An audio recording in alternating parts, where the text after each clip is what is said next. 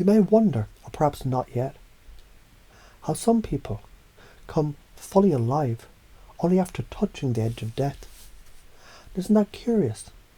It's not the end that teaches them life, but the nearness of it that awakens everything. Because what if you could feel all the transformation without needing the trauma? You might already know, even before you know, how something deep inside has already decided to install this new belief system, operating silently like sacred code. Not all beliefs are meant to be remembered. Some are meant to run the system. So imagine now a tunnel of light. But it's not a tunnel, it's clarity. It's not the end, it's the beginning of remembering. Just like the ones who floated above their bodies, watching the illusion of fear dissolve, you begin to realize now, you're not the body, you're not the fear, you're not the struggle. You're the watcher, the awakener.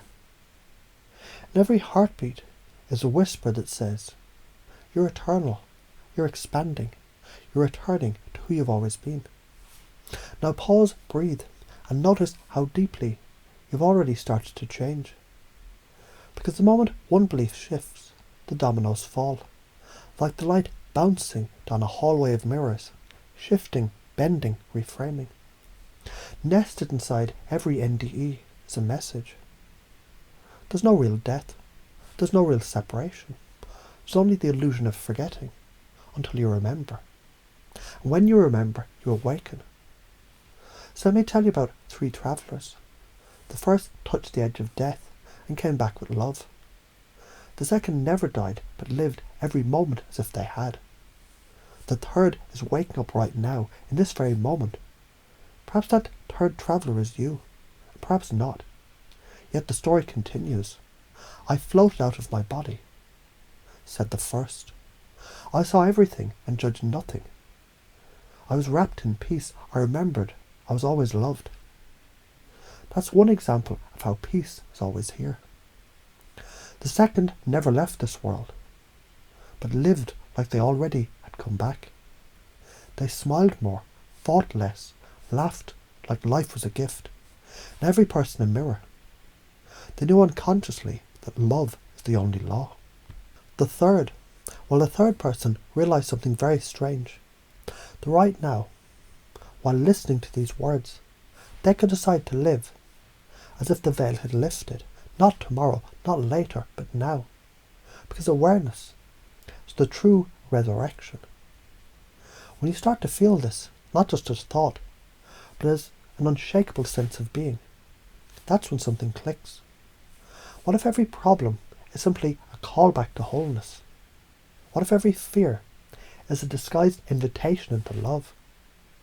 What if every time you pause and breathe and step back from the noise, you hear the echoes of that outer world, the one that NDEs whisper about, that world inside you beyond form, which never left, only waited. You're the architect, and the code is spiritual, and the code says you're always growing. You're already enough. Emotions are messages, not chains. Your consciousness, dancing as a human. Everything is temporary, except what is eternal. So, isn't it interesting that even when you're unsure, there's a deeper you that's completely certain. Even when you forget, something inside already remembers. Even when you doubt, your soul smiles knowingly and says, this is part of it too. And isn't it funny how, when you stop needing things to change, everything starts changing? When you stop clinging to outcomes, results show up more effortlessly. Now if beliefs are the software of the soul, then today your operating system is rebooting. You now run I'm enough because I exist. My state creates my reality. Love is the default setting. Fear is a forgotten password. I no longer use it. I attract because I radiate. Life is a game I now play to win with joy. And each breath you take from this point on, it installs these deeper, like rain soaked into roots, like code sinking to cloud, like stars blinking into being. And so you begin to forget the old stories, the stories of struggle, of needing, of hiding. Because when you see beyond the body, you also see beyond the limits. And just like those who came back from death to love more deeply, you now live as if you've already been reborn. Because in a way you have. So now, with or without remembering how it happened, you begin to notice a new confidence unfolding, a peace that has no opposite, a joy that arises from stillness, a certainty that needs no proof, a love that cannot be broken, because now, whether you close your eyes or open them, the world looks different. And perhaps it's not the world that's changed, perhaps it's you.